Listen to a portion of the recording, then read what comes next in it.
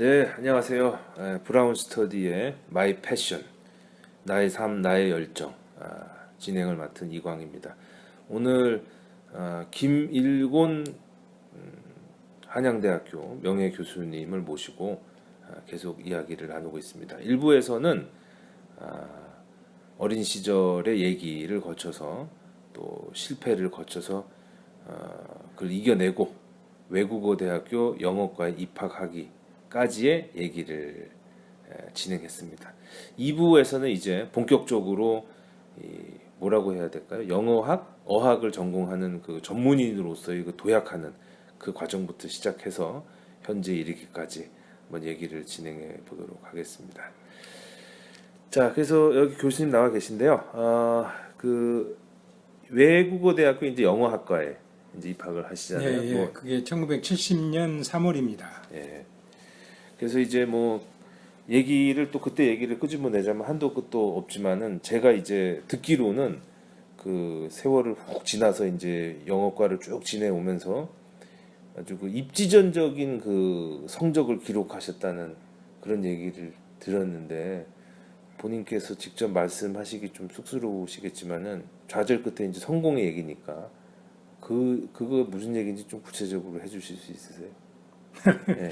글쎄 이제 너무 이제 개인적인 이야기 하기야 뭐 이제 제 삶의 이야기를 통해서 여러분이 조금이라도 가는 길에 도움이 되는 책인데 어쨌든 1970년 3월에 입학을 하고 이제 영어를 원래 좀 일찍 시작하고 좋아했으니까 영어 쪽으로 조금 열심히 해야 되겠다 그런 마음을 먹고 이제 공부를 하죠. 이제 처음에 이제 하숙을 하면서 이제 대학을 다녔는데 영어과니까 그 당시에는 교양이나 이런 과목들이 많지가 않았어요. 지금은 학생들이 3학년, 4학년까지 여러 가지 교양, 그 다음에 뭐 융합교과 뭐 이렇게 했지만 그 당시 우리는 졸업 학점이 지금 기억이 164학점이었어요. 네. 4년 동안에. 네. 그러니까 한 학기당 24학점, 26학점 뭐 이렇게 배우던 시절이고 그러다 보니까 수업도 3월 시작해서 시험이 7월 달에 끝났던 것 같아요. 지금보다 학기가 훨씬 기네요. 길었죠.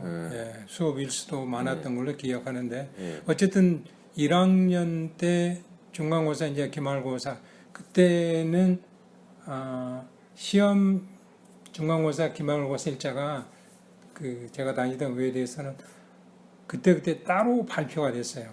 지금은 가령 한양대학교 같은 경우에는 한 학기가 16주니까 네. 8주째는 중간고사, 16주째는 기말고사. 학생들이 다 준비할 수 있고 교수분들도 그렇게 이야기를 하는데 그 당시에는 물론 대충 그렇게 돼 있지만은 학교의 여러 가지 개교 기념일 이런 행사에 따라서 이제 그때 발표했는데 어쨌든 제가 그렇게 하고자 해서 했던 것은 아닌 것 같은데 1학년 초에 4월 달에 현역 그 이제 입영을 해야 되니까 네. 신체 검사를 받아야 되죠. 제가 삼수를 할 수 있었던 것은 제가 국민학교를 좀 일찍 들어갔어요. 그 당시 7살에. 그러니까 신체 검사를 이제 입영을 하기 위해서 보통은 대학교 1학년 8살로 갔으면은 1년이 제가 부족했을 거예요. 네. 다행히 7살에 들어가서 1년 삼수할 수 있는 시간을 보냈기 때문에 들어가서 이제 4학년 때 신검을 하고 그다음 곧 중간고사가 있어서 근데 시험 시간이 발표되기에 한 열흘 전쯤 발표가 되거든요. 그래서 이제 공부하기 시작한 거죠. 이제 열흘 동안. 그리고 나서 시험 보기 전날 또 한번 복습을 하잖아요. 한 2번쯤 복습을 했어요. 모든 과목을 한 3번씩 복습을 했어요. 지금 말씀하시는 시험이 어떤? 그러니까 이제 배웠던 과목에 대한 영강독이랄지 뭐 그러니까 4학년 아니 이제 대학교 1학년 1학년 때 1학년 1학기 때 1학기 때 군대 가기 전에 군대는 이제 좀 이따 나중에 나오겠지만은 이제 1학년 때 신검을 받았으니까 2학년으로 이제 2학년 때 가야 되겠죠. 그 1학년 때 이제 하고 나서 이제 1학기가 지나가고 그때는 이제 집에 고향에 내려와서 이제 집에서 이제 여름방학을 보냈죠. 그래서 이제 그때는 성적표가 이렇게 우편으로 해서 이제 배달이 됐어요. 근데 이제 거기 딱 보니까 그때는 A 플러스 성적이 아니고 점수로 나왔어요. 100점 만점에 몇 점. 지금은 A 플러스 A 저게. 그 전체 했는데 평균이 기억이 좀 조금은 정확치는 않은데 한 95점쯤 됐을 거예요. 전 과목의 평균이. 그래서 뭐잘 나왔는가 보다 했죠. 그래서 이제 올 이제 여름방학 끝나고 집에 이제 학교에 다시 올라왔는데 그때는 이제 그 성적에 따라서 장학생을 선발하거든요. 근데 수장학금이 나왔어요. 수장학금요? 예. 수미양 갈 때. 수미양 갈 때 수장학금. 그리고 이제 수장학금을 받으러 갔더니 학생처 교무처인가 교무처죠. 이제 학생처에서 영어과 4학년 전체의 1등 성적이라는 거예요. 전체라면 몇 명? 그때 한 학년이 95명이니까 한 400명 예. 제 1등 성적이라는 거죠. 아 그래요? 예. 400명 중에서. 평균 점수가. 그래서 이제 장학금을 그때 등록금이 한 5, 6만 원 하던 시절인가요? 그 장학금을 한 5만 원 정도 받았던 것 같아요. 가숙비가 그때 4천 원, 5천 원 할 때. 버스 좌석 버스비가 15원. 그때 제가 서울 막 올라오니까 전차가 5원 시절인데. 그래서 장학금을 받고 2학기 등록금은 아버님이 대주셨어요. 그래서 등록금은 장학금을 받고 아버님한테 말씀하고 이걸 조금 쓰면 어떨까요? 그랬더니 고생했다. 그래서 제가 헌 녹음기를 저 황학동에 가서 하나 사고 그때 아이와라는 일전 녹음기가 있었어요. 그걸 사고 그다음에 지금 황학동 풍물시장인데 또 황학동. 그때는 국산 녹음기가 없던 시절이니까. 그때 럭키 골드스타 럭키 금장이 라디오를 만들던 시절. 그리고 나머지 그때 명동에 가서 친구들 클래스메이트 한 10명 이상 데려가서 그때는 오비스 캐빈이라고 있었는데 지금 60대 말 70대 된 분이 기억할 거예요. 그 오비스 캐빈에 가서 이제 맥주를 이렇게 쫙 했죠. 근데 결국에 그 녹음기는 하숙집에 도둑이 들어가지고 도둑 막 없어져 버렸지만 그랬어요. 그러고 나서 이제 2학기 때도 그렇게 성적이 좋으니까 또 제가 좋아하는 과목이니까 그렇게 이제 열심히 했어요. 근데 이제 1학년 말 성적이 뭐 비슷하게 나왔는지 어쨌는지 그렇게 또 전체 저기가 나왔어요. 그러면서 그때 지금 한국장학재단에서 대학생들에게 그 장학금 하고 또 뭐지 하게 되잖아요. 그 한국장학재단이 얼마 전에 돌아가신 김종필 총리 그분이 이사장이 되면서 한국장학재단이 설정이 됐는데 대학생들에게 장학금을 주는 거 있어요. 근데 이제 그게 대학 전체에서 몇 명을 줬는지 모르지만 영어과에서 제가 제일 먼저 받았던 것 같아요. 그때 10만 원인가 그랬어요. 등록금이 5만 원, 6만 원 할 때 10만 원인가. 그러니까 2학년 때부터는 아버님에서 올라오는 향토 장학금을 면제받고 그 등록금 내고 하숙비를 조금 냈는데 하숙비 그것만 가지고는 안 되잖아요. 그래서 그때부터 이제 영어 과외 아르바이트를 시작을 했죠. 1학년 때는 그렇게 하지 못하다가 그러면서 이제 그래서 이제 성적이 언제나 A 이상을 유지하니까 2, 3, 4, 3년간 쭉 받았어요. 그 삼수 끝에 들어온 그 외대 영어과에서 정말 한풀이를 제대로 하셨네요. 뭐 한풀이라기보다는 완전 카타르시스가 왔겠어요. 완전. 근데 뭐 그렇게 즐거움은 있죠. 나도 이제 내가 좋아하는 분야를 하니까 예. 이렇게 나오는구나. 예. 근데 사실은 1학년 때 예. 같이 하숙을 하던 애들이 예. 그때 이제 경남고, 제주, 오현고 예. 뭐 이렇게 예. 아주 쟁쟁한 학교 나온 친구들이 또 예. 삼수원 애들이 또 아, 같이 이렇게 예. 하숙집에 모였어요. 같은 연배. 예, 그래서 그 친구들도 예. 저와 같은 그런 실패를 겪고 그래서 이제 우리가 국가 공무원 시험 공부를 해보자. 그래서 행정고시, 사법고시를 준비해보자.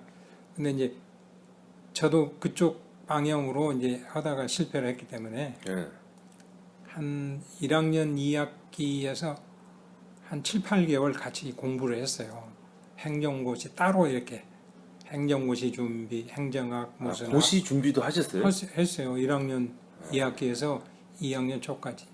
근데 이제 2학년 4월 달에 이제 현역으로 입양하라는 통지서를 받고 예.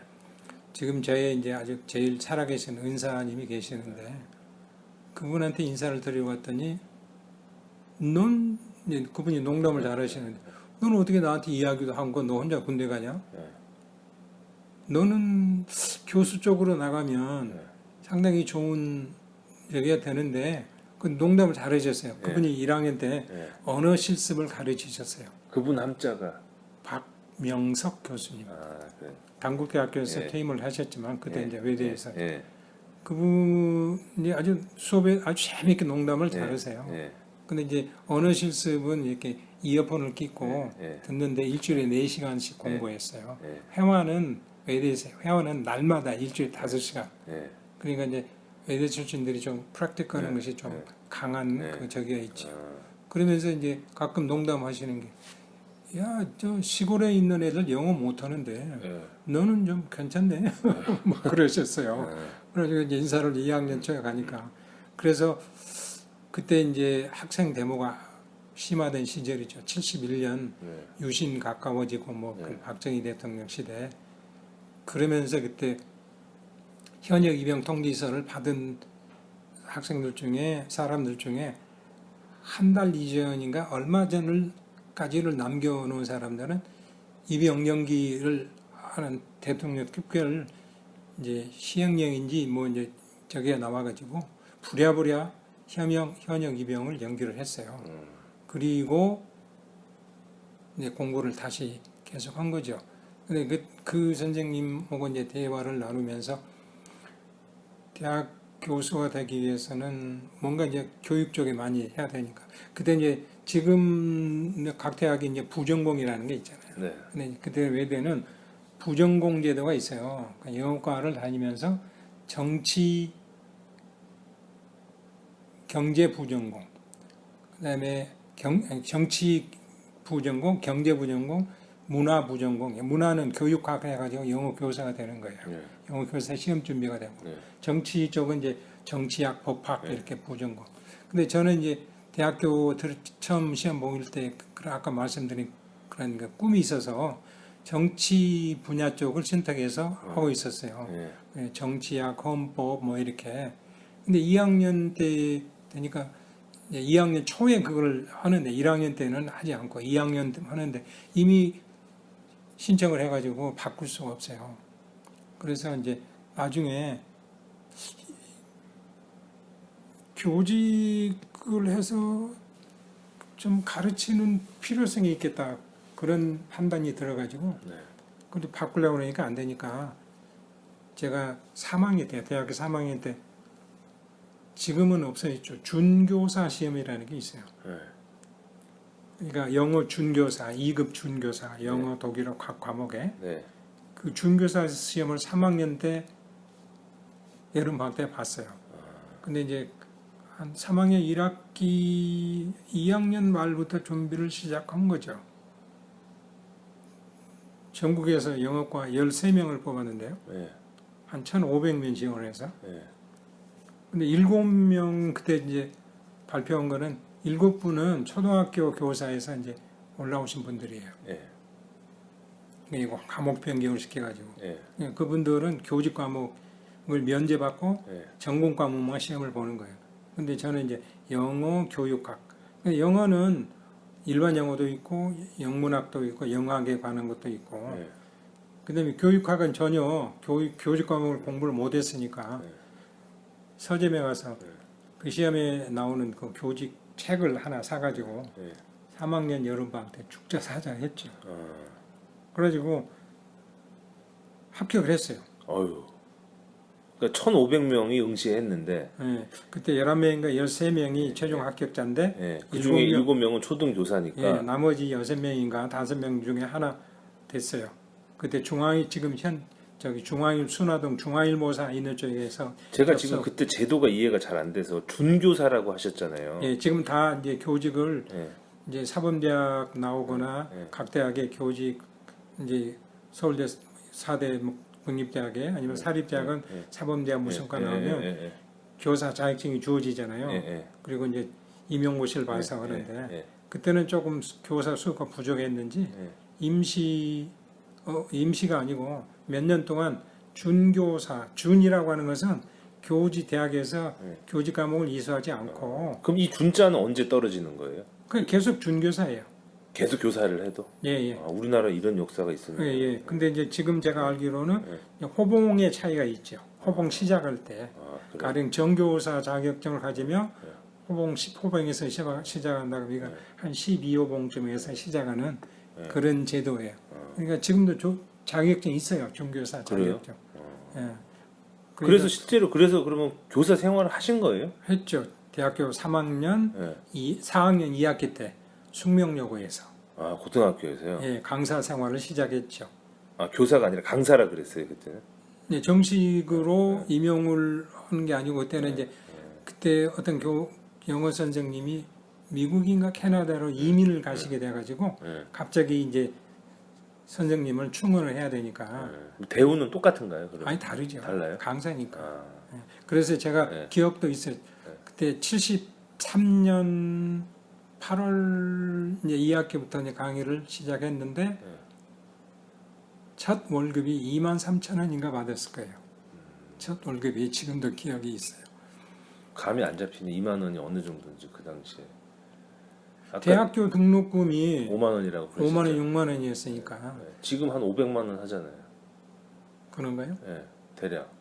그러니까 한 150만 원, 200만 원 정도 그 되지 정도? 않을까? 그러니까, 그런 예. 혼자 생활은 하셨겠네요. 그렇죠. 충분히 예, 했죠. 예, 예, 예. 어쨌든 그래서 뭐 어떤 이야기까지 했죠. 뭐 예. 교사 자격증을 예. 그렇게 해서 하고 예, 그 전에 이제 1학년 근데 1학년 마치고 1학년 겨울 방학까지는 집에 고향에 내려가서 주로 있었어요. 그냥 공부를 다른 공부하기 이제 잘 안 되죠. 친구들 만나고. 그러면 이제 기타를 배운다고 그랬는데 기타 배우다가 얼마 안 되고 그만두고 2학년 때부터는 이제 갈 길을 제가 정했으니까 예. 교직으로 그래서 2학년 때는 방학 때 잠시 내려갔다가 올라와서 하숙집에서 이제 그 장학금도 있고 알바이트도 했으니까 그러니까 2학년 때 정한 교직의 길이라는 거는 이제 중등학교 교사가 아니 아니라 교수가 교수가 되는데 되는. 교수가 되는 길이 예, 쉽지가 않잖아요. 예, 내가 원한다고 되는 건 아니잖아요. 예, 예. 중등학교 교사는 교직하고 시험을 봤을 때는 거지만 교수는 그게 아니잖아요. 네. 그래서 이제 그러기 위해서는 회사에 들어가서 뭐 직장에 뭐 무역회사 들어가서 일하는 것보다는 교사가 돼서 뭐 고등학교, 중고등학교에서 가르치든 학원에서 가르치든 그러려면 교직 자격증이 있을 필요가 있다. 그래서 그렇게 시작을 한 거죠. 그 이전에 이제 2학년 1학기, 2학기 방학 동안에는 고향에 가서 한 열흘쯤 있다가 올라와서 알바이트 조금 하고 알바이트라고 해봐야 이제 과외죠. 학생들 중고등학교 영어 가르치는 그리고 도서관에서 거의 살다시피 했어요. 그러면서 이제 영어 책을 읽은 거죠. 그래서 지금도 제가 이제 영어 학생들에게 강조하는 것은 글을 많이 읽어야 된다. 예. 그래서 이제 넥서스 영문독해 연습 502 플러스도 나왔는지 모르지만 예. 그 English Native Speakers들의 좋은 글들, 네. 러셀의 글이랄지 서머셋 모음의 글이랄지 뭐 그런 글들을 많이 읽으면 아까 말씀드린 저희 은사님 그 박 교수님이 그 당시 좋은 책들을 많이 소개해 주셨어요. Greening of America, 그 다음에 The Conquest of Happiness, 러셀의 Rain and Other Stories, 그런 것들은 수필집이니까. 네. 그래서 그때 사전 찾아가면서 지금도 그런 책들은 제가 놓기 싫어서 퇴임을 하면서 많은 책을 다른 데 보내고 그랬지만 가지고 있어요. 그런 책들은. 그러면서 그것만 읽으면 안 되니까 소설책 워더링 하이스 할지 주데드 업스큐어랄지 모비딕이랄지 학교에서 배우지만 다 읽지 못한 것들을 그냥 읽는 거예요. 그냥 이해가 되든 안 되든 읽었어요. 네. 그래서 300페이지, 400페이지 되는 책을 네. 읽으려면 네. 시간이 얼마나 걸리겠어요? 최소한 일주일은 걸리거든요. 네. 그냥 읽어 내려가는 거예요. 정독할 책이 따로 있고 네. 그냥 이지 리딩할 책들이 있는 거예요. 네. 그러니까 소설이나 이런 것들을 전공하지 않을 바에는 네. 그냥 그 감을 외국인의 삶이랄지 그 영국인이나 미국 사람들에 의해서 읽고 그 다음에 정확한 영어 실력을 기르기 위해서는 수필집을 읽는 게 좋죠. 그래서 2학년 그 다음에 3학년에 교직하면서 3학년 말 4학년 계속해서 책을 읽었어요. 많이 읽었어요. 네. 그래서 이제 그래야 학생 교사들도 누가 학생들이 이런 글을 가져와서 어떤 뜻입니까 하면은 문장의 구조가 금방 딱 파악이 되잖아요. 네. 어려운 언어 단어들은 모를 수도 있지만 네. 그리고 거기에 이제 문법이나 이런 것들이 가미해지면 이제 좋은 문법 실력을 교사가 갖기 위해서는 가르쳐 봐야 돼요. 네. 책 혼자만 가지고는 안 돼요. 실질적으로 가르쳐 봐야 돼요. 학교에서 가르치든 과외를 하든 학원에서 가르치든 그렇게 해서 이제 제 영어 실력이 조금씩 단단해지게 된 거고. 지금 말씀이 이제 쓱 이제 지나갔는데 굉장히 중요한 부분입니다. 이제 대한민국의 학생들이 요즘에는 초등학교부터 시작해서 10년 넘게 해서 입시를 통과하고 요즘 같은 경우에는 또 뭐 토익 같은 그런 어학 시험을 또 매번 준비하고 직장에 가서 올리려고 또 노력하고 그래도 만족할 만한 성과가 나오지 않는데 그 시기에 좋은 명문들을 많이 읽었다라고 하는 거 굉장히 중요한 점을 지금 예. 말씀하셨습니다. 그것들을 읽으면 예. 글이라고 하는 것은 우리말로 쓴 글도 그렇고 외국어로 쓴 글도 흐름이라는 게 있잖아요. 네. 그러니까 두괄식이냐 미괄식이냐 대체로 두괄식 하나의 일반적인 전제를 던져놓고 거기엔 for example, for instance, let's take an example 이렇게 나오고 해서 글이 흐름으로 연결되잖아요. 그러면 어느 정도의 실력에 다다르면 예. 그 다음에 어떤 내용이 나온다 짐작이 돼요. 그러니까 가령 문장을 보더라도 전체적인 동사의 시제가 현재 시제나 현재 진행형으로 돼 있는데 예. 갑자기 would, should, could 이런 것들이 나오면 예. 이건 가정이나 추측이다. 그러면 있을 수 없는 일이 더 많겠구나. 예. 그런데 다음에 보면 but 예. 또는 therefore 이렇게 나오거든요. 예. 그러니까 그 흐름을 알면 예. 금방 알 수 있어요. 그러니까 토익이나 토플의 예. 그 독해 지문이나 이런 걸 볼 때도 예. 짐작할 수가 있는 거죠. 금방 이거는 이런 글이 나온다. 이렇게 네. 다음에. 네. 그러니까 좋은 성적을 얻기 위해서 토익 하나의 문제집만 가지고 하는 것도 중요하지만 네. 전체적인 영어의 글 그리고 그 사람들이 생각하는 사고의 흐름을 알면 네. 훨씬 쉬워지는 거죠. 네. 그래서 네.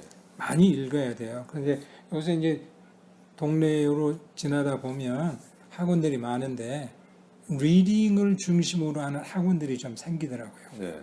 그거는 좀 바람직한 것이 아닌가. 네. 뭐 그런 생각이 좀 들어요. 네. 많이 읽어야 돼요. 네. 그러니까 학교에서 뭐 수능 문제집을 한다지만은 네. 고등학교, 중학교에서 고등학교 가는 것은 그렇게 큰 부담이 아니잖아요. 네. 고등학교 1학년, 2학년 초까지는 네. 거기에 맞는 글들을 많이 읽으면 네. 그리고 우리 글도 많이 읽어야 돼요. 네. 글이라고 거기에 들어있는 생각, 사람들의 생각은 비슷하거든요. 그래서 네. 읽는 것이 중요하다. 네. 그러면 많이 읽게 되면 그 흐름이 글에 대한 그 흐름이 머릿속에 들어가 있어서 작문도 네. 쉬워지고. 네. 근데 처음에 읽을 때는 소리 내어서 읽기. 아, 소리를 내서. 예, 눈으로만 보지 말고 예. 소리 내면서 우리가 옛날에 단어 공부할 때 네. 10번씩 써보잖아요. 선생님들 숙제로 써와라. 네. 초등학교 저학년 때 집에서 써오기 공부를 네. 시키 숙제를 네. 내주잖아요. 네. 써보면서 읽는 거예요. 네. 그럼 머릿속에 남아있죠. Committed to your 네. memory. 네. 그래서 듣는 게 중요한 거니까 네. 듣는 것에도 도움이 되고 좋은 글을 나중에 자기 사상을 실어서 표현하는데도 좋죠. 네. 읽으면서 네. 처음에는 네. 그다음에 이제 어느 정도 숙달이 되면 그냥 눈으로 읽으면서 가끔은 중간에 뭐냐 이거 좋다 하면서 읽어보면 네. 발음도 좋아지고 네. 그렇게 될 수가 네. 있죠. 아, 오늘 굉장히 진솔한 방송이면서 지금 잠깐 굉장히 실용적인 영어 학습법에 대한 얘기가 나왔습니다. 그 학부모님들이나 영어 교사들이 정말 교훈으로 삼아야 될 그런 내용인 것 같습니다. 그래서 다시 얘기를 돌아가 볼게요. 그래서 이제 교사 숙명여고에서 교사 생활을 이제 교사는 아니고 네, 강사. 강사 생활을 하신 거잖아요. 그럼 대학원은 그 직장 생활을 하시면서 네, 다닌 거예요. 예. 아 그래요? 예. 근데 이제 강사니까 네. 종일 근무할 필요는 없죠.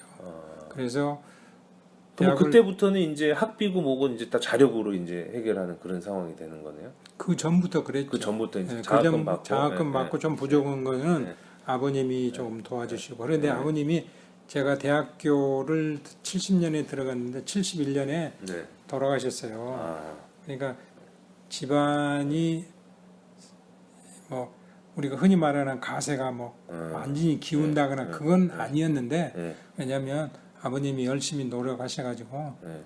그래도 이제 저희 가족이 먹고 살 수 있게끔은 만들어 놓고 가셨기 때문에 그런데 어머님이 그걸 맡아서 그 방앗간 일을 하시는데 제가 돈을 갖다 쓸 수는 없잖아요. 그러니까 살아 계실 때는 한국장학재단에서 나오는 장학금 그다음에 아르바이트 그 과외 아르바이트 하면서 부족한 거를 조금 갖다 아버님 보내주셔서 썼는데 네. 그 돌아가신 후에는 네. 뭐 그냥 뭐 혼자 그리고 어머님은 혼자 잘하는구나 네. 알아서 하겠지. 네. 그리고 왜냐면 동생이 5인데 네. 동생 5 보살피시가 얼마나 힘들으셨겠어요.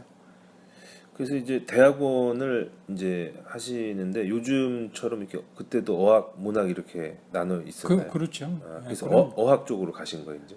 예, 이제 처음에는 시 전공을 하려고 했어요. 거기서 또 갈림길이 있네요. 예, 영시, 미국시 네, 해가지고 네, 그때 이제 미국에서 공부하고 오신 네. 이제 돌아가신 이영글 교수님이 계셨는데 네. 시 전공하시고 세인트 루이스에서 공부하셨는데 네. 그때가 3학년 때예요. 네. 근데 3학년 2학기에 네. 지금도 돌아가셨어요. 우리 교수님들이 일찍 돌아가셨는데 네. 한국 언어학계에 살아있는 네. 아주 큰 대부셨던 양인석 교수님이 예. 미국서 예. 하와이 대학에서 학위를 따시고 외대로 부임을 하셨어요. 예. 그때 변형문법이죠. 그때는 Transformational Grammar라고 해가지고 예. 강의를 하셨는데 예. 아주 새로운 거잖아요. 아. 왜냐하면 그 전에는 영학개론을 통해서 이제 구조주의 문법 이거를 이제 영학에서는 이제 많은 사람들이 알고 있는 Structural Grammar적인 것만 배우다가 참스키 교수님의 그 Transformational Grammar를 배우게 되니까 새로운 세계가 안전에 펼쳐지는 것 같아가지고 네. 이걸 내가 해보면 좋겠구나. 네. 그 시 전공을 해고자 한 것도 제가 이제 여러 가지 문학책을 많이 읽었기 때문인데 그거는 뭐 어학을 하든 문학을 하든 책을 많이 읽으면 그렇죠. 좋은 거니까요. 네. 그래서 3학년 말 4학년 초에 네. 내가 교수를 내면 어학 쪽으로 해야 되겠구나. 네. 그래서 그쪽으로 가고 대학원을 이제 어학 전공으로 들어갔죠. 외대 대학원으로 그건 이제 숙명여고 강사를 하면서 그러니까는 바로 시작하신 거예요? 학부 아니요, 4학년 2학기 때 아니 저 대학원을요. 대학원을 바로 들어갔죠. 바로 연결해서 예, 예. 그러면서 이제 강사 생활도 같이 하신 거고. 예, 강사는 예, 4학년 2학기 시작해서 한 1년 했어요. 그리고 이제 거기는 이제 계속 오는 게 아니고 교사 다른 분이 오시니까 그러면서 대학원 다니면서 아르바이트 하면서 그다음에 이제 대학원 석사 4학기 때 논문 쓰던 시절에 지금은 도저히 있을 수 없는 일인데 이제 제가 대학원에서 강의를 시작했어요. 강사. 대학에서. 그러니까 석사 학위가 없는 상태인데 데서 예. 이제 그때 다른 분들이 이제 외대 강사로 나오신 분들이 다른 대학 전임이 맡으셨는데 시간이 안 맞으시니까 저보고 갑자기 좀 하라고 그래가지고 이 4학기째죠. 그때 외대에서 강의를 시작하고 그러면서 경희대학교 법대 지금은 저쪽에 오산 쪽에 가 있는 한국신학대학 옛날에 저 수유리에 그 학생들 시위를 많이 했던 거기에 이제 도 강의를 이제 나가기 시작했죠. 그러니까 이제 1인 뭐 한 3역 그리고 이제 강의하고 뭐 이렇게 아주 바쁘게 돌아다녔어요. 살찔 겨를이 없어가지고 아주 교수로서의 삶이 슬슬 시작되는 단계네요. 석사 학위는 없는데 그 당시에. 그 대학에서 강의를 시작했으니까. 그럼 그때는 군대는 이제 다 군무는 마친 상태예요? 아니 그래서 이제 대학원을 가면 자동으로 이제 연기가 되잖아요. 근데 이제 대학원을 마치면 군대를 가야 되니까 대학 대학원 3기 때인가 4기 때인가 신검을 다시 받았어요. 근데 그 전에는 몰랐는데 제가 이제 본태성 혈압이라고 그래가지고 혈압이 아주 높았어요. 이제 몰랐죠 그 전에. 그래가지고 일단 그때 4급인가로 재판정을 받았어요. 그러니까 지금 공익요원이죠. 보충력이라고 그랬는데 그러면서 이제 외대 박사과정을 또 같이 들어갔죠. 그러면서 또 이제 연기가 돼요. 그런데 이제 연기하는 것도 그때는 어느 기간에 이유가 있었나 봐요. 그러다가 76년인가 1976년에 이제 그때는 이제 소집 영장이 나왔죠. 공군에서. 그래서 공군 단기 사병으로 제가 소집됐다가 박사 과정 들어가고 나서요? 그리고 이제 그러니까 늦게 간 거죠. 학내로 27에 갔다가 14개월, 15개월 방위 옛날 방위 근무를 했으니까 그 당시에는 뭐 다른 거 못 오죠. 그냥 아르바이트 과외나 좀 하고 학교에서 강의를 못 오니까. 그러면서 제가 이제 장교 시험을 봤어요. 석사 졸업하고 공군 장교 시험을 그리고 ROTC도 봤어요. 대학교 3학년 때 ROTC. 근데 그 혈압 때문에 신검에서 떨어졌어요. 그러니까 대학교 1학년 때는 그냥 그렇게 지나갔는데 ROTC 신검이 떨어지고 대학원 석사 마칠 때쯤에서 공군 그 장교인데 일반 장교가 아니고 공군 사관학교 교관요원 시험 저기에서 신청서 봤는데 또 떨어졌어요. 그러니까 갈 수 없죠. 현역 입영이 안 되고 장교도 안 되고 그러다가 조금 미뤄지다가 공군에서 그때 소집 당해가지고 성남에 있는 15비에서 근무를 했죠. 그래서 이제 군문을 마치시고 다시 학교로 돌아가신 거예요? 네, 외대에서 강의를 또 했죠. 강의하고 박사 과정도 계속 하시고. 그때 외대에서 강의하면서 그때 이제 경희대학교 법대 아마 그때 했군요. 그냥 석사 때는 외대만 강의를 했던 것 같고, 그랬던 것 같아요. 그래서 이제 그 외대에서 박사 과정을 다 마치신 거예요, 그러면은요? 코수학만 마쳤죠. 아, 수료는 하신 거네요, 그러니까. 아, 코스웍만. 예, 예. 네, 코스웍을 마치시고 그때가 이제 뭐냐면 74, 76, 7, 8, 3년 했으니까 코수학만 마친 아, 거죠. 코스웍 마치시고 그리고 79년에 이제 네. 한양대학교 전임이 됐으니까 박사 학위 없이 된 거예요. 아, 그 시대에는 뭐 아까 처음에 그때는 말씀하신 그랬어요. 왜냐면 그때는 석사 학위만 있어도 교수가 됐으니까. 그때 그래서 그럼 그때 왜 논문을 마저 쓰시지 왜 그때는 아 시간적으로 안 시간 맞죠. 여유가 없어갖고 예, 시간적으로 안 맞죠. 그리고 이제 한양대학의 교수로 이제 전임 생활을 시작하신 건 79년부터 예. 그래서 이제 36년에 이제 기나긴 여정이 이제 예. 요즘 같으면 36년 교수 생활을 하는 게 불가능할 텐데 아유 안 예, 되죠. 예, 한 예, 20년, 25년 뭐 이 정도? 예. 40살이 되면 25년, 네. 30대 후반 20쪽 7년 그 정도 되죠. 그렇게 해서 이제 한양대학에 오셔가지고 이제 어학 파트의 전임 교수를 이제 시작을 하신 거잖아요. 네. 예. 그런데 제가 알기로는 이 전임 교수, 그러니까 전임 교수라면 정 교수?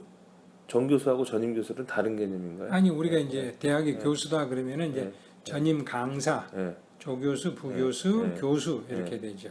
근데 대학 안에 내부의 직제고 일반인들은 이제 전임이냐 비전임이냐에 지금 따라서 정식 교수, 정식 교수, 예, 예, 정식 교수인데 교수인데 그게 이제 예, 직급이 예. 이제 그때는 학위가 박사 학위가 있으면 조교수 임명이 됐고 아, 제가 박사 학위가 없었으니까 예. 과정에 있었지만 예. 그냥 과정에 있었으니까 이제 제가 임용될 수 있었죠. 석사만 가지고는 안 됐을 거예요.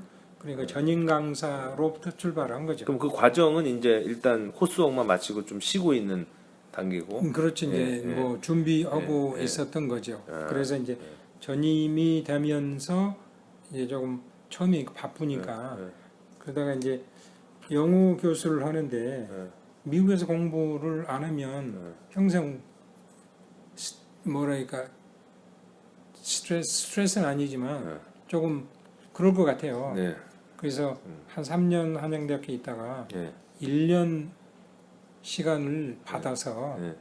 그냥 미국에 와서 조금 공부 좀 해볼까 하고 나갔죠. 네. 그러다가 이제 하다 보니까 학위를 좀 했으면 좋겠다 해서 네. 석사 학위로 가서 석사를 마치고 네. 한 3년 이제 박사 과정까지 했으면 좋겠는데 네. 그때 이제 학교에서는 도저히 더 안 된다 그러고 네. 그때 또 저희 집사람이 너무 아파가지고 위장 저도 이제 건강이 나빠지 시작해서 네. 3년 만 3년 하고 네. 그 안에 석사 학위를 의학 석사를 하고 돌아왔죠. 그리고 이제 외대에서 남아있던 네. 그 종합시험 네. 논문 해서 이제 학위를 박사 학위는 외대에서 받은 거고 석사는 이제 외대에서 문학 석사 받고 이제 유니버시티 오브 캘리포니아 샌디에고에서 언어학 석사를 받은 거죠. 아, 그러니까 이제 정식 교수를 하시면서 필요성을 느끼셔갖고 미국으로 가셔서 석사 학위를 다시 받으신 거네요. 예, 예. 그러니까 정확하게 얘기하면 석사 학위가 두 개네요. 두 개죠. 그렇죠. 예. 외대 석사하고 샌디에고 대학 석사하고. 예, 근데 예. 한국은 주로 이제 문학 석사 그러죠. 예, 문학 석사에 영어학 전공, 영문학 전공. 예, 그러니까 외대에서 하는 거는 문학 석사고 예. 미국에서 받는 건 언어학 석사죠. 아, 근데 그때도 예. 그 직원이 그러더라고요. 미국에서. 예. 네 학위 명칭이 똑같으면 줄 수가 없대요. 예. 근데 한국에서 받은 것은 문학 석사고 미국은 언어학 석사니까 예. 아무 문제 없이 언어학 석사를 받았죠. 아, 똑같이 언어학 석사는 주지를 않는데요. 뭐 어쨌든 그렇게 해서 예. 언어학 석사를 하고 예. 제가 이제 지금도 조금 한이 되는 건 여러 가지 상황으로 미국에서 박사 학위를 못 받고 그냥 돌아온 건 그렇지만 뭐 그때 상황으로는 그럴 수밖에 없었으니까. 그래서 이제 어차피 뭐 여기 뭐 자리가 전임이 예, 보장돼 있던 상황이니까. 예. 그리고 한없이 있을 수 없잖아요. 예, 학교에. 학교에 이제 직원이. 휴직을 하고 가신 거예요? 그렇죠. 1년 휴직으로 갔다가. 갔다가 아까 결국- 3년 하셨다고 예, 하셨죠? 그러니까 연장을 아, 연장을. 안 해주시는 거 억지로 확 해서 사람을 3년을? 주셔가지고 2년을 더 해가지고 물론 무급이었겠죠. 기본급만 나오죠. 기본급이요. 예. 기본급이면 이제 본봉, 예. 본봉, 보너스 이런 거 전혀 없고 예. 그런 것만. 예. 이제 만약에 이제 전혀 없으면은 예. 그거는 이제 관계가 없으면 안 주겠죠. 근데 예. 기본으로 조금 주는 거. 그러니까 미국 가서 경제적으로 고생이 많았죠. 그때는 지금보다 환율이 더 아니 그때도 800 얼마씩이었어요. 예. 예. 근데 상대적으로 나오는 그 대학의 보수가 예.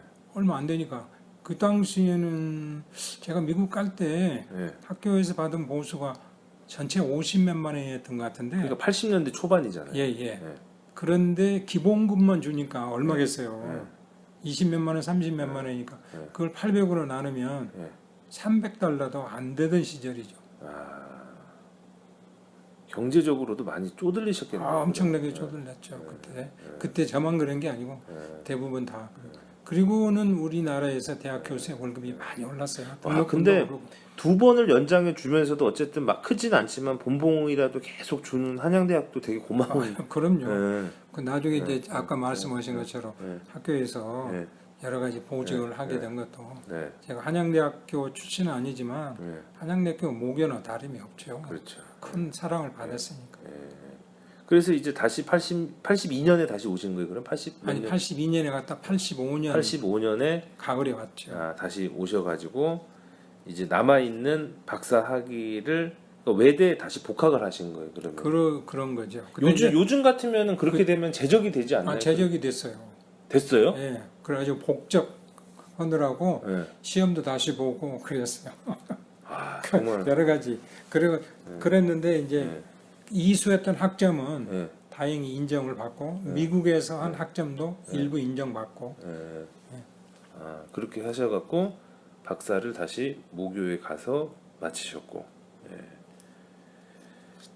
정말 그 아까 1부부터 시작해가지고 쭉 들으니까는 순간순간의 선택의 갈림길이 있는데 그때 본인에게 주어진 길을 받아들이셔서 또 거기에서 최선을 다하시고 또 경제적으로 또 어려운 상황임에도 불구하고 또 유학의 길에 오르셔서 그걸 또 마치시고 또 박사를 마저 하시고 그러니까 어떻게 보면은 조금씩 앞서 나가신 거네요. 보면은 그 시대 치고는요.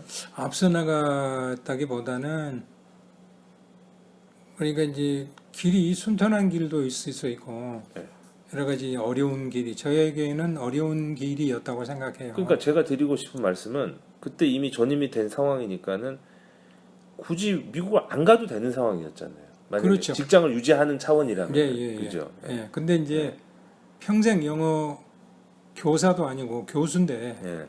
새로운 것을 좀 배워야 될 거 아니냐. 도전을 하신 거네, 그러니까. 예. 그리고 학생들에게 미국에 있는 미국 이야기를 하면서 제가 가보지도 않고 어떻게 영화만 보고 미국이 어쩌더라 이야기 할 수 있겠어요? 예. 그런 것도 있고 그래서 처음에는 그냥 1년 학교에서 이제 허락을 해 요새 같으면 이제 6년 지나고 1년 그 연구년 옛날에 안식년 그때는 그런 제도가 없었어요.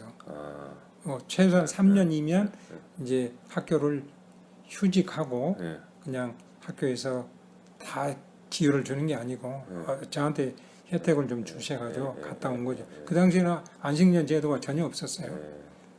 그러면 여기서 이제 다시 또 이제 진솔 모드로 조금 바꿔가지고 그 제가 이전에 인터뷰를 할 때 그 일리노이 대학인가요? 김진우 교수님을 인터뷰를 한 적이 있는데 그분도 처음에 여기서 이제 뭐 영어 교수 교관 뭐 이렇게 하셨는데 유학을 가셔가지고 가는 비행기 속에서 미국인이 하는 얘기를 못 알아듣는 상태로 자기가 영어 교관이었는데 공군사관 하고 영어 교관인데 갔다라는 고백을 한 게 오히려 청취자들에게 또 희망을 주고 자극을 주고 했는데 교수님은 이제 한양대학교의 정식 교수 상태에서 다시 학생 신분으로 바꿔서 미국 가신 거잖아요. 그 여기서 가르치시고 배웠던 그 영어가 현지에 가서 잘 통하던가요? 많이 통하죠. 예. 통하는데 이제 슬랭 비슷한 걸 할지 조금 우리의 삶에 없는 것들은 이해하기가 좀 어려웠어요. 가령 이제 슈퍼마켓에 가서 이제 물건을 사는데 우리는 가게들이 금방 있잖아요. 근데 미국에는 이제 대학 도시 타운이 있고 거기서 이제 슈퍼 가려면 차를 몰고 아무리 못 가도 20-30분을 가는데 거기 가서 이제 이 물건을 산 걸 담아주잖아요. 네.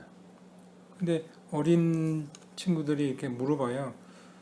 근데 말을 정확하게 안 하는데 페퍼 플러스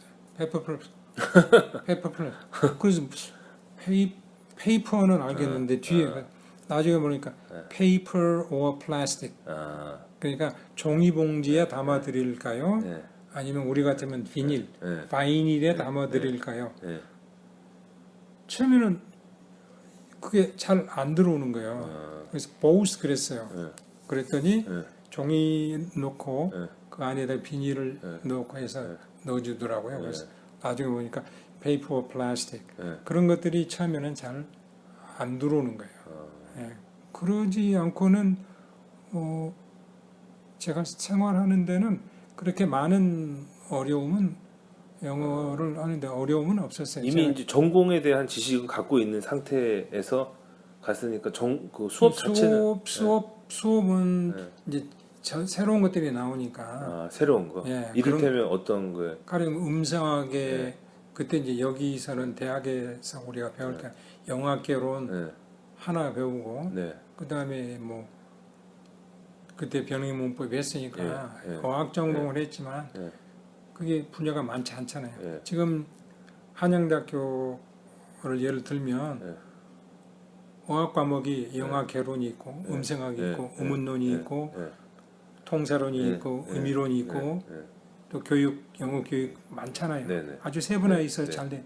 근데 그 당시에는 그런 게 없으니까 가령 뭐 트로키아라는 용어를 할지 뭐 용어들을 이제 공부를 하는데 책을 읽어야 되니까 그런 것들이 조금 어려웠던 것들이 있죠. 새로운 이론을 받아들이는 데 있어서 그래서 이제 변형 문법 그 후에 이건 이제 생성 문법이라 이름으로 바뀌었지만 그런 것들을 이해하는 데는 커다란 이제 문제는 별로 없었어요. 그러니까 좀 여기서 배워간 것들이 도움이 많이 됐죠. 그 나중에 이제 그 인지 문법으로 이제 제자들을 많이 길러내셨잖아요. 그럼 그 인지라는 거를 처음 접한 게 이제 미국 가서 처음 접하신 거예요? 2년째 되던 해에 그 랭에커 교수님 이제 세계적으로 많이 알려진 그 로널 랭에커 선생님한테 1년을 배운 거죠. 두 학기를. 그때만 하더라도 Foundations of Cognitive Grammar라는 것이 출판사에서 나오지 않고 인디아 유니버시티에서 그 Linguistic Clubs에 이렇게 프린트물로 해서 나오던 시절이에요. 그러니까 아주 초창기 그 이론이 70년대 말작이었으니까. 그 랭앵커라는 교수님은 말하자면 이제 인지 문법의 창시를 하신 창시자인데 초창기에 그분한테 이제 수업을 통해서 직접 1년간 배운 거죠. 그래서 그러면은 교수님이 한국에 와서 인지 문법을 말하자면 전파시킨 최초인가요? 그렇게 되면은? 거의 최초는 아니고 이제 초기 세대라고 할 수 있죠. 우리나라에서 인지 문법을 많이 연구하고 발표하신 이제 연세대학교 명예교수니까 이기동 교수님 그분이 아마 저보다는 조금 먼저 시작을 하셨을 거예요. 근데 나중에 그분은 이제 원래 그 전공은 아니시니까 유니버시티 샌디에고에 1년 공부로 가셨고 그런데 거의 비슷한 저기가 됐죠. 80년대 초 83년인가 제가 배우기 시작했으니까. 그래서 그래서 이제 전공을 말하자면 이제 영어학 안에서도 아까 이제 강론으로 나뉘잖아요. 자기 전공이. 그러니까 그렇게 됐고 또 교수님 프로필을 보면은 이제 다시 돌아오셔서 박사를 받으시면서는 전공이 그때는 박사 학위의 전공은 제가 듣기로는 관계문법. 관계문법을 그때 많이 들었기 때문에 그때 이제 소논문도 있고 그래서 그걸 연결해서 쓰고 근데 이제 관계문법이 그 후에 많은 활동이 없어가지고 그 연구하는 사람들이 없죠. 그래서 이제 인지문법 쪽으로 그때 이제 배운 것도 있고 좀 쓴 논문도 있고 그래서 학생들 지도는 그걸로 이제 한 거죠. 교수님은 이제 현직에 계실 때 이제 본인 전공인 인지문법뿐만 아니라 통사론, 영어사 등 이제 강의의 폭이 되게 넓으셨다고 들었는데, 그러니까 뭐 정식 교수가 돼서 자기 전공을 갖고 있음에도 불구하고 이제 그 어학과 관련된 전반적인 분야를 계속 꾸준히 공부를 하신 거네요. 그러니까. 예. 대학원 학생들은 자기 전공 분야 쪽으로 이제 지도를 해야 되니까 해야 되지만 학부의 교수들은 어학 과목이면은 약간 그 레벨 차이는 있지만 거의 모든 과목을 할 수 있어야 된다고 생각해요. 미국의 교수들 보면 다 해요. 아, 그렇습니까? 통사론 가르친 분이 영어사도 하고 영어사 하신 분들이 어떨 때는 네. 뭐 mathematical linguistics 의미론도 하고 미국은 그렇게 다 해요. 그리고 이제 미국에서는 주로 어느 언어를 전공하느냐, 네. Korean language냐, Japanese language냐, 네. 아니면 참어로 뭐 American Indian language 그걸 중심으로 해서 그 언어의 phonology, 그 언어 phonetics, 그 언어의 syntax, semantics 다 연구하니까 네. 미국에서는 네. 학부에서는 주로 그걸 다 하죠. 근데 우리는 통사론 교수 전공은 통사론만 해야 된다. 이건 좀 잘못된 생각입니다. 그래서 이제 영어사도 제가 외대 다니면서 한 학기 배웠지만 미국에서도 다시 배우고 그게 도움이 많이 됐죠. 연습 문제 다루는 법 이렇게 해가지고 안 할 수도 있는데 그런 것들 하면 또 좋은 이점도 있고. 그래서 지금 이제 얘기를 쭉 들으니까 교수님께서 여러 가지 이제 아까 그 중간에 뭐 실패도 있고 뭐 좌절도 있을 수도 있었고 그것도 또 성공하고 또 생활이 확보되는 상태인데 다시금 새로운 도전을 하고 다시 돌아오고 제가 들으니까는 이제 아까 잠깐 전공 얘기로 가서 제가 더 말씀을 못 줄까 봐 거기까지만 하겠는데 굉장히 도전이 되는 말씀 또 위안이 되고 용기를 줄 수 있는 그런 말씀을 굉장히 많이 해주셨습니다.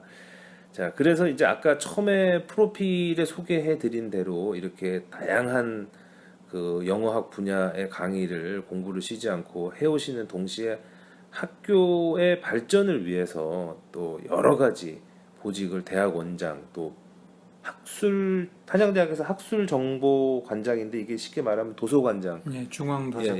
이런 거죠. 그러면 36년의 그 교수와 또 이후에 이런 보직을 맡으면서 학교에서의 생활에 대해서 조금 말씀을 간략하게 한번 해주시면 좋겠습니다. 네, 40대 중반에 이제 제가 이제 하버드 대학에 1년 연구년으로 가기 조금 전에 인문대학에 그때는 학장님 계시고 학장님을 보필하는 지금은 부학장 제도가 있는데 교학 과장직을 맡은 게 제가 이제 한양대학교에서 이제 조그만 보직의 시작이에요. 교학 과장이요? 예. 그게 40대 때? 40대 중반이죠. 예. 그거는 역할이 뭐예요? 93년이니까 인문대에 대한 교학 과장이에요? 예. 그러니까 학장님 모필해서 학교의 행정 이런 것들을 이제 인문대학의 교수들에게 알리고 행정을 펴고 뭐 이런 것들이죠. 그리고 이제 하버드 대학에 95년에 여름에 갔다가 96년 여름에 1년 하면서 돌아온 후에 그리고 나서 이제 영문학과 학과장을 제가 조금 정확하게 기억이 안 되는데 조금 교학과장 겸직하면서 인문학 부장 하면서 영문과 학과장도 하고 그다음에 2000년이 되어서 한양대학교에 부설된 국제학원 네 원장 2대 3대 원장 2년을 했죠. 그리고 이제 그때 미국의 유니버시티 오레건 대학과 조인트로 해서 티솔 프로그램을 이제 우리가 거기 개설하고 오레건 대학과의 이제 자매도 맺고 학생들이 이제 공부하고 거기도 가고 그런 저기를 한 4년 하고 한 2년 쉬었다가 이제 2006년이죠. 그때 인문대 학장. 그러니까 제가 학년은 57세에 인문대 학장 보직을 받아서 2년을 하고 그다음에 한 2년 쉬었다가 일반 대학원장, 전체적인 대학원장을 하고 그다음에 이제 퇴임하기 전에 중앙도서관장, 학술정보관장이라는데 예, 예. 이렇게 했죠. 근데 이제 그거는 제가 뭐 잘나서라기보다는 학교에서 이제 이 정도 행정 능력이 있구나라고 해서 네. 사랑을 주셔가지고 그런 보직을 주신 거죠. 예. 그러니까 그거 하면서 이제 학교 행정을 하는데 펴고 도움을 주고 했던 것이 아마 이제 한양대학교 발전에 도움이 됐다면 예. 도움이 될 것이라고 볼 수가 있죠. 네. 그러니까 한양대학교 서울 캠퍼스에는 교직원이 합쳐서 몇 분 정도 되시는 거예요? 정확하게 기억이 안 나는데 제가 전임으로 있을 때는 서울만 교수가 한 1,200분, 그 다음에 직원이 한 500, 그럼 교직원이 한 1,700분 정도 되는 거예요? 예, 아마 서울만 그 정도, 아마 1,500명 이상이 될 거예요. 제가 그 말씀을 왜 여쭙냐면은 이제 외부의 많은 분들은 이제 대학에서 교수로 지내다 보면은 돌아가면서 보직을 한 번씩 하는 걸로 이렇게 생각하시는 분들이 많아서 제가 그 오해를 할까봐 말씀드리는 게 1,700명 가운데 이런 자리는 한정돼 있는 거잖아요. 이게. 예, 근데 뭐 직원들은 보직은 이제 총무처나 이게 한 군데니까 교수 1,200명인데 1,200명이 다 되는 게 아니고 그 연배가 비슷한 적이니까 그 대학에서. 가령 공대 같은 경우는 교수가 300명인데 2년씩만을 다 한다 그러면 600년이 걸리잖아요. 그렇죠. 근데 그러지는 않죠. 이제 인문대학 같은 경우는 그때 55명쯤 지금은 한 50명 가까이 되는데 이제 산술적으로 하면 100년인데 그렇죠. 꼭 그런 거는 아니고 그냥 운이 있다고 할까. 교수님은 이제 운이라고 말씀하셨는데 학교에 이제 공을 많이 세우고 또 보직의 역할을 제대로 하시니까 이렇게 사실은 뭐 슬쩍 지나갔지만은 대학 원장이라고 하는 거는 영어로는 이거 뭐라고 얘기해야 되나? 이거는 그냥 이제 디인이죠. 디인인가요? Dean of Graduate School. 그러니까 우리는 이제 학부는 총장이라고 하고 외국의 대학은 대학원 중심이라면은 최고의 장 아닌가요? 그렇게 따지면은 그런 셈이죠. 교육에 있어서는. 예. 그래서 그렇게 굉장히 이제 높은 자리까지 올라가셨는데 학교 발전을 위해서 아까 잠깐 그 말씀하시기를 이제 학교가 휴직 기간에도 이렇게 본봉을 챙겨주면서 도움을 준 것처럼 교수님도 또 이렇게 긴 세월 동안 보직을 맡으시면서 이렇게 노력을 많이 하신 것 같습니다.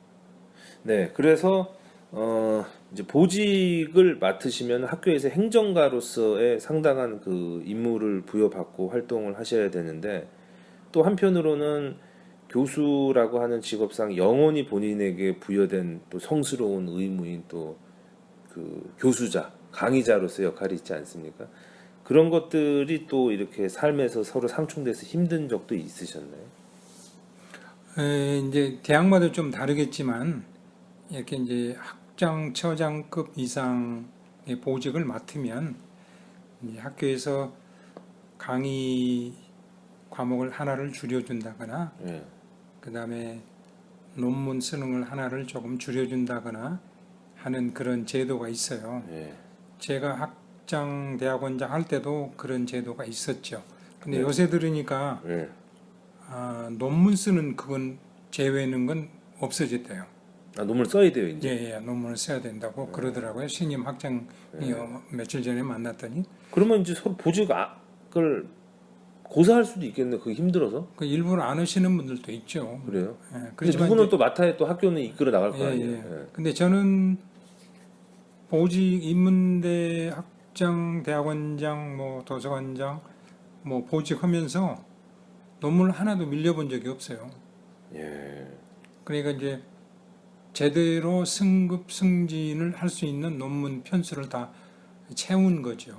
그리고 이제 가끔 해외 나가서 논문 발표도 했고. 그러니까 논문은 전부 몇 편 정도 발표하신 거예요? 한 35편 정도 되지 않을까요? 제가 그 얘기를 이끌어내려고 그러는데 이제 보직을 그 많은 보직을 하실 거 다 하시면서 책 쓸 거 다 쓰시고 논문도 떳떳하게 다 쓰시고 그게 이제 어려움이 그런 여러 가지를 어떻게 다 감당을 해내실 수 있었는가? 근데 이제 학교 보직이라는 게 1년 365일 해야 되는 거지만 교수가 노력만 하면 논문 쓸 시간적인 뭐 개인적인 차이는 있겠지만 네. 저는 있다고 봐요. 아, 교수의 이제 마음먹기에 달렸죠. 분야도 좀 다르긴 하겠지만 네. 이제 본부처장님들은 조금 네. 어려움이 있을 거예요. 네. 학교 모든 행정을 다 맡아서 하시네.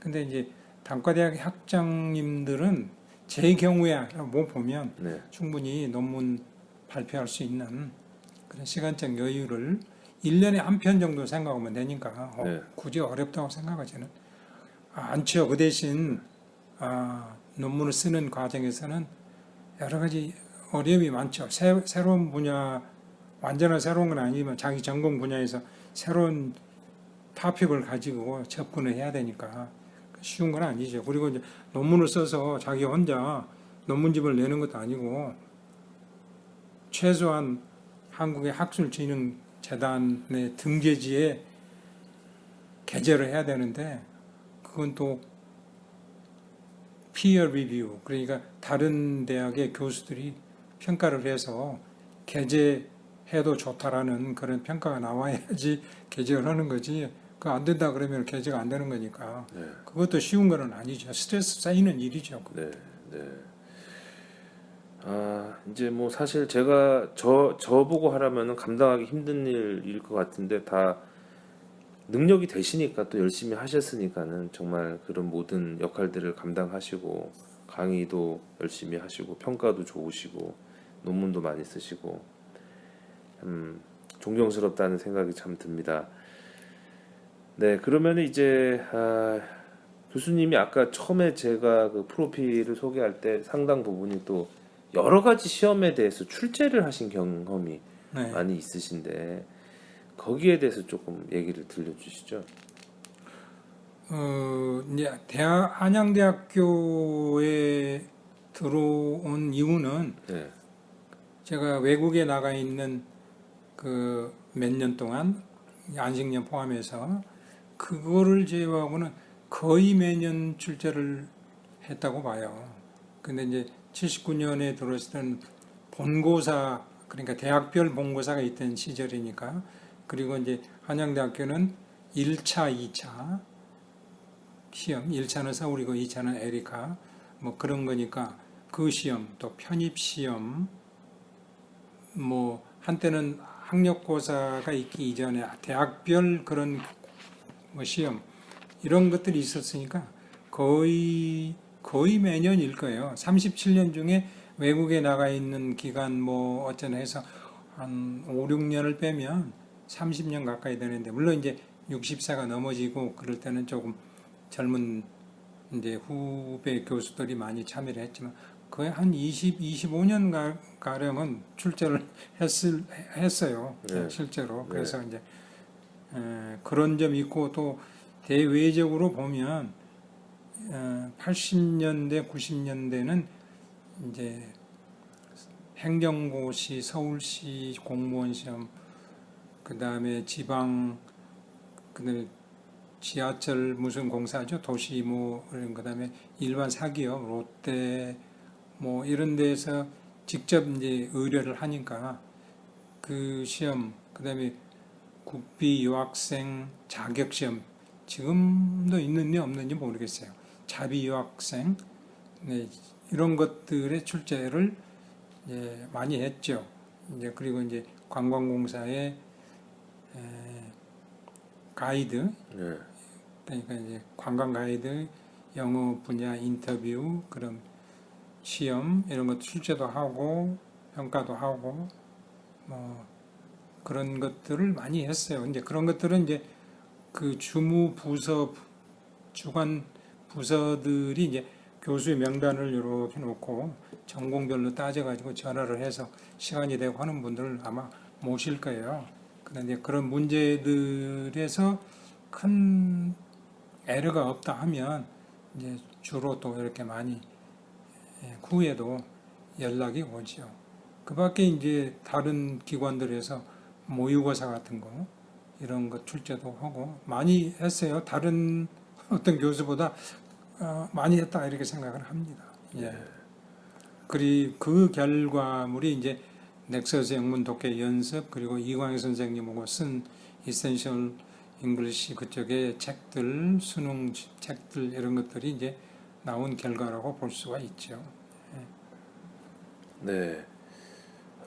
지금 요즘에 이렇게 한국의 이제 대학교 입시라든지 아니면 또 공무원 입시 아닌 이상한 또그 공무원의 그 열풍에서 뭐 수험생이 추산하기로는 50만이다, 60만이다 잠재적 수험생이 그래서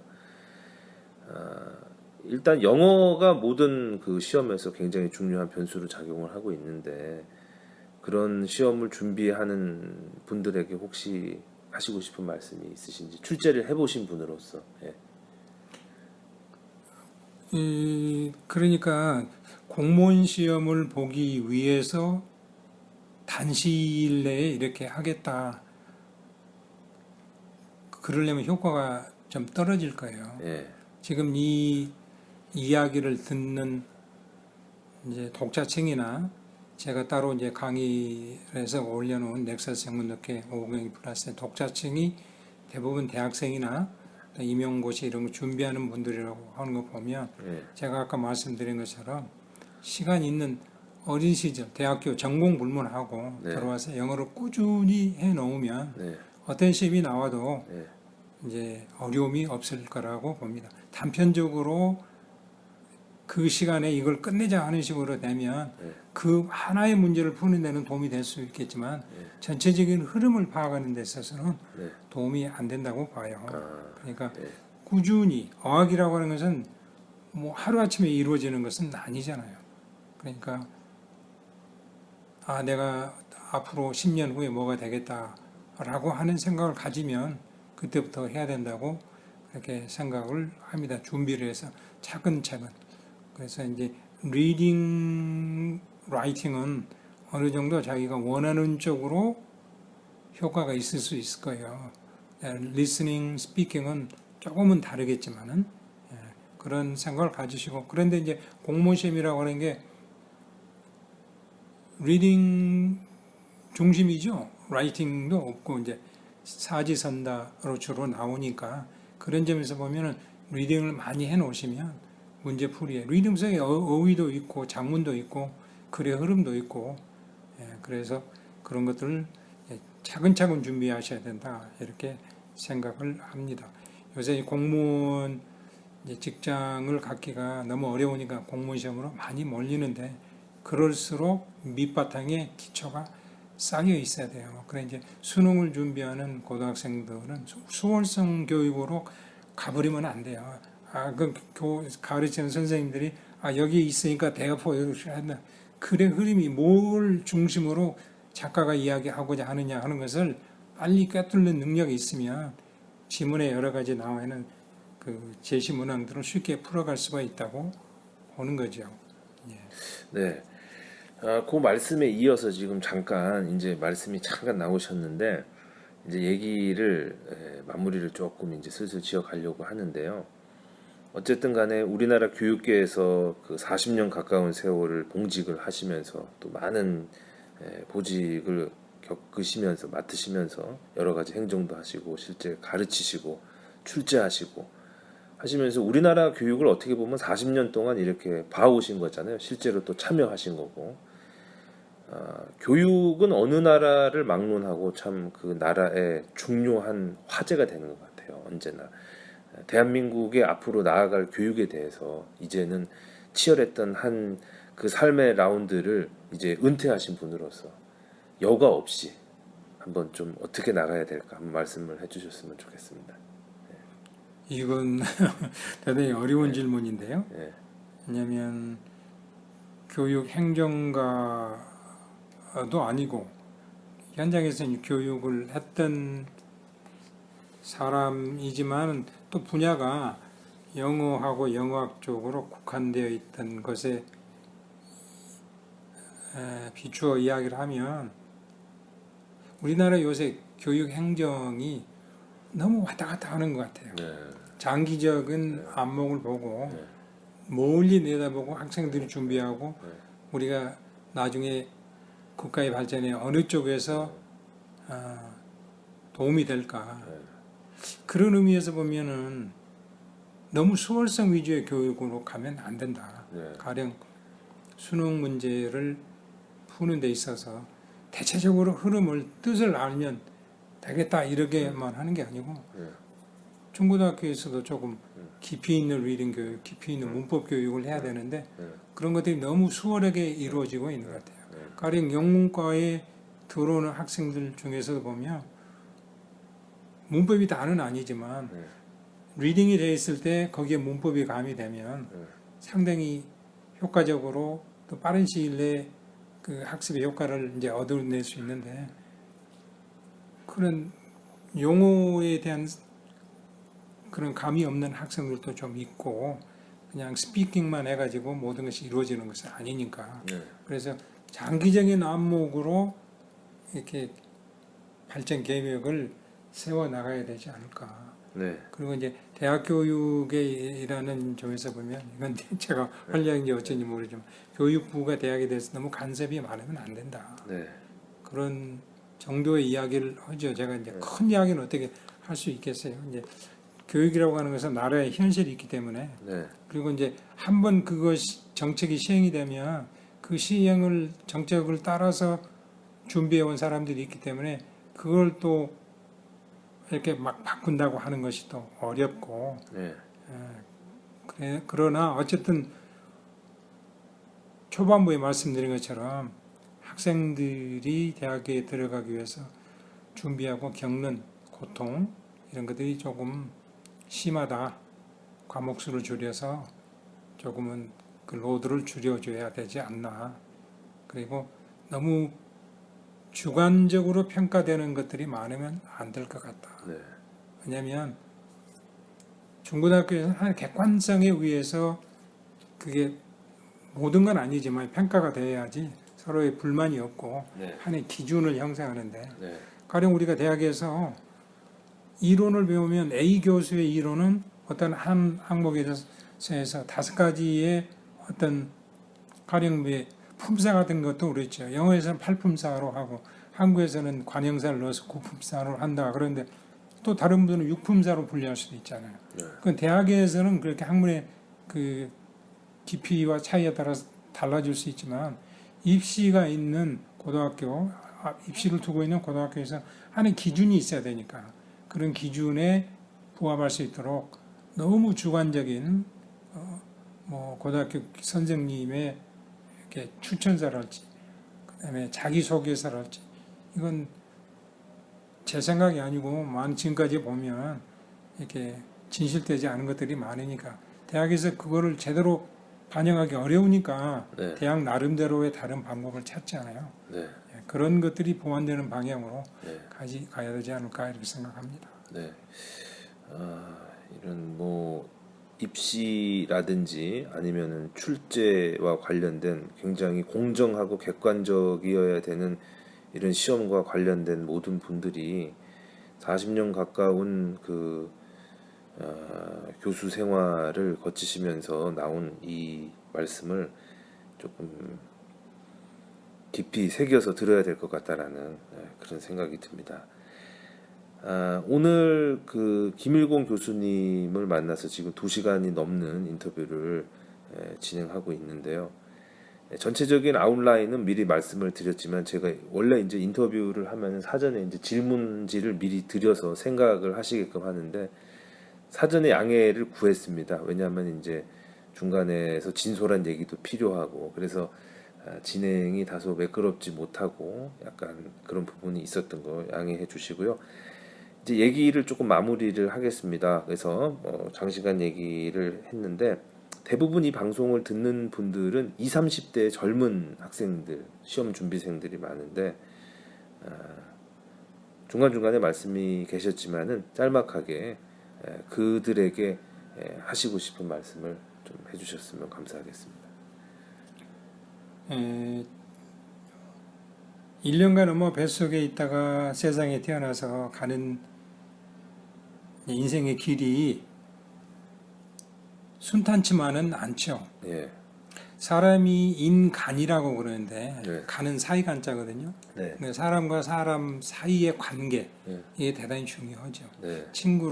어린 시절에 어떤 친구를 만나느냐, 네. 어떤 선생님을 학교에서 만나서 그 자기 삶의 기초를 마련하느냐. 네. 고등학교 때 친구, 대학교 때 친구, 직장의 친구, 여러 가지 그 관계를 형성하는 과정에서 나타나는 그런 주관적, 객관적 사물들이 있죠.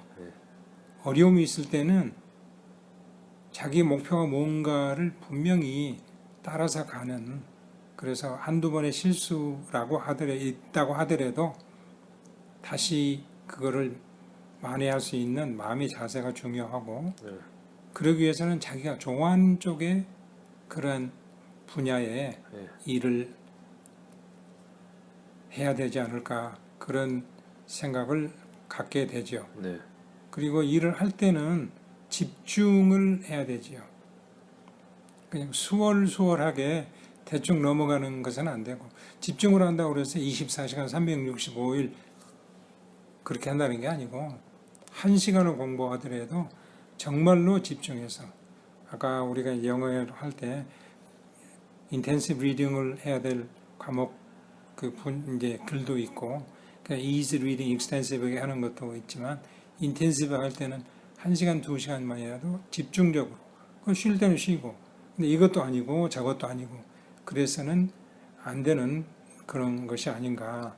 그래서 여러분이 이 길로 갈까 저 길로 갈까 걱정이 될 때는 자기의 목표를 이제 정하고, 그 목표가 정해지지 않을 때는 부모님, 선생님, 주변에 인생을 먼저 사신 분들에게 조언을 구하고, 그 조언을 그대로 따라할 필요는 없겠지만, 이제 인생 경험이 많은 분들의 이야기를 이제 조금 잘 위에다가 놓고 가시면 이제 많은 도움이 되고, 특히 이제 제가 이제 영어 교수를 30여 년 했으니까, 영어는 모든 언어가 단시일 내에 이루어지는 건 아니니까, 근데 우리가 영어를 접할 때 단계를 밟아서 조금씩 리딩을 많이 하시고, 그 리딩을 할 때도 소리내어 읽는 것을 중점적으로 하시고, 글자는 써보시면서 읽어가면 머릿속에 그게 입력이 돼서 나중에 스피킹으로 나올 수도 있고 라이팅으로 나올 수 있다. 그건 제가 이제 실제로 경험한 그런 거죠. 제가 중고등학교 때까지 외국인들을 접할 기회가 얼마나 있었겠어요, 옛날에.